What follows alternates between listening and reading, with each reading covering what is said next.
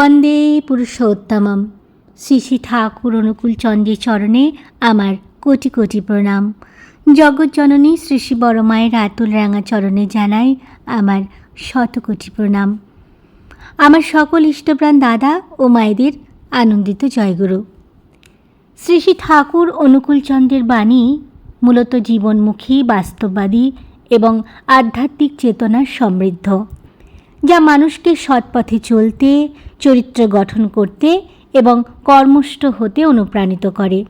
তার দর্শন যজন, যাজন, ইষ্টভীতি ও সদাচারের ওপর প্রতিষ্ঠিত, যা যান্ত্রিক জীবনেও মানুষকে আত্মিক শান্তি ও মানবিক মূল্যবোধের শিক্ষা দেয়। প্রবাসী খুঁটিনাটি আমি রিনা। আজ আমার এই ভিডিওতে ঠাকুরের এমন দুটি বাণীর কথা বলবো, যা শুনলে সত্যি মন ধন্য হয়ে যাবে। আজকের এই সুন্দর আলোচনায় থাকছেন মাতা মহেশ্বিতা লাহা। শ্রী শ্রী ঠাকুর অনুকূলচন্দ্র তার বাণীতে বলছেন, কাজ যে করে তার সঙ্গে সঙ্গে আমার আশীর্বাদ ঘুরে।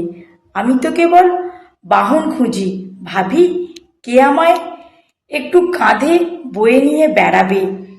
কিন্তু যেখানে আশ্রয় করতে পারি তেমনতর বড় কাঁধ পাই না। মানুষ বউ ছাওলের বোঝা আর খেয়ালের বোঝা অক্লেশে বইতে পারে, কিন্তু আমার বোঝায় অল্পেতেই ক্লান্ত হয়ে পড়ে। ঠাকুর তার বাণীতে এটাই বললেন। তাই ঠাকুরের শিষ্যা হয়ে আমার সমস্ত বন্ধুদের কাছে এইটুকুনি অনুরোধ যে এই সংসাররূপী ভবসাগরকে পার করানোর জন্য তিনি তার হাত বাড়িয়ে দিয়েছেন। তাই তার বোঝা পাওয়ার ক্ষমতা হয়তো আমাদের কোনোদিনই হবে না, আমরা পারবও না, কিন্তু তার দেয়া নীতি, তার দেয়া বাণী আর তার দেয়া পথ আমরা যদি জীবনের পথে চলার ক্ষেত্রে অনুসরণ করি, তাহলে হয়তো জীবনের পথটা একটু সুন্দরভাবে আমরা প্রশস্ত করতে পারব এবং ঠাকুরের সেই বোঝার একটুখানি অংশ আমরা অধিকারী হতে পারব।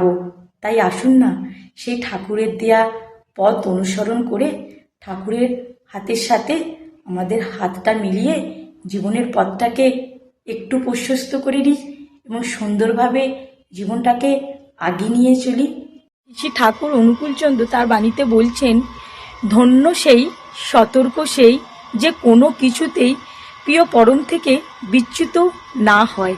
ঠাকুর তার বাণীর মাধ্যমে এটাই বোঝাতে চাইলেন যে জীবনের ঝড় আসবে, পরিস্থিতি বদলাবে, কিন্তু যার মন প্রিয় পরমে স্থির সেই প্রকৃত বিজয়ী। শ্রী শ্রী ঠাকুর অনুকূলচন্দ্রের এই অমূল্য বাণী আমাদের শেখায় প্রতিকূলতার মাঝেও কিভাবে নিজের আদর্শে অটল থাকতে হয়।